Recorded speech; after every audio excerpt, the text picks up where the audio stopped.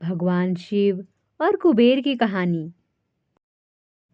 आज की यह कहानी देवों के देव महादेव भगवान शंकर के बारे में है, या यूं कहें कि भगवान शंकर और उनके भक्त कुबेर के बारे में है। शिव भक्तों को यह कहानी जरूर सुननी चाहिए। कहानी कुछ इस प्रकार से है। कुबेर, जिनको धन के देवता भी कहा जाता है, वह यक्षों के भी देवता थे। कहते हैं कि लंका पहले कुबेर की थी। रावण ने जब लंका पर कब्जा किया और कुबेर को वहां से निकाल दिया, तो कुबेर को मुख्य भूमि की तरफ जाना पड़ा। प्रजा और राज्य को खोने के बाद कुबेर निराश हो गया था। इसलिए उसने भगवान शिव की आराधना और भक्ति शुरू कर दी। इस तरह से कुबेर एक शिव भक्त बन गया। कुबेर ने बहुत कड़ी तपस्या की और भगवान शिव को प्रसन्न किया। भगवान शिव ने उसकी तपस्या से प्रसन्न होकर उसे एक नया राज्य दिया और संसार का सारा धन उसको दे दिया। इस तरह से कुबेर धन का देवता बन गया और लोग धन और कुबेर को एक समान मानने लगे।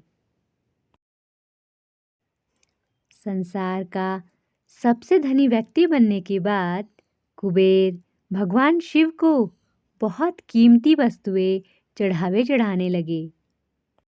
धीरे धीरे उसे लगने लगा कि वह शिव का इतना महान भक्त है और वह इतनी सारी बहुमूल्य वस्तुएं भगवान शिव को चढ़ाता है।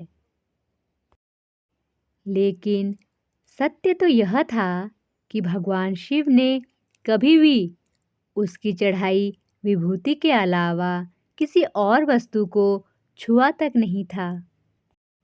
कुबेर, जो यह मानने लगा था कि वह अब भगवान के लिए कुछ भी कर सकता है और उन्हें जो चाहिए वह दिलवा सकता है। कुबेर एक बार भगवान शिव के यहाँ पहुंचा और उनसे कहा, मैं आपके लिए कुछ करना चाहता हूँ। आप मुझे बताइए, मैं आपके लिए क्या कर सकता हूँ। भगवान शिव ने कहा, तुम मेरे लिए कुछ नहीं कर सकते, क्योंकि कुछ करने के लिए मेरी कोई आवश्यकता है ही नहीं। लेकिन कुबेर शिवजी से बहुत आग्रह करने लगा कि वह उनके लिए कुछ करना चाहता है। यह कुबेर का अहंकार बोल रहा था। भगवान शिव ने अपने भक्त को सही मार्ग पर लाने के लिए एक लीला रची। शिवजी ने कहा, देखो कुबेर, मुझे तो कुछ भी नहीं चाहिए।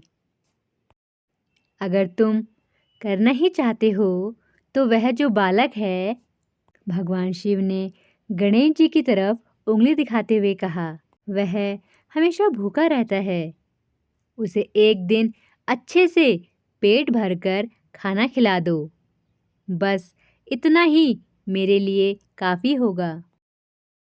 कुबेर ने मन ही मन सोचा कि भगवान ने मुझसे मांगा भी तो क्या, एक बच्चे को खाना खिलाने को। बस यह सोचकर कुबेर गणेश जी को अपने साथ भोजन कराने के लिए ले गए। शुरू में कुबेर ने अपने कुछ रसोइयों द्वारा खाना बनाकर गणेश जी को स्वादिष्ट खाना परोसा।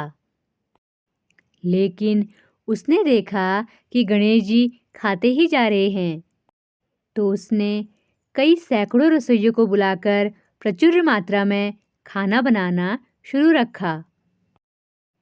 एक तरफ खाना बनता जा रहा था और एक तरफ गणेश जी उसे खाते जा रहे थे। गणेश जी को इतना खाते देख कुबेर की चिंता बढ़ने लगी। कुबेर ने गणपति से कहा, गणेश जी, आप रुक जाइए। इतना ज़्यादा खाएंगे तो आपका पेट फट जाएगा।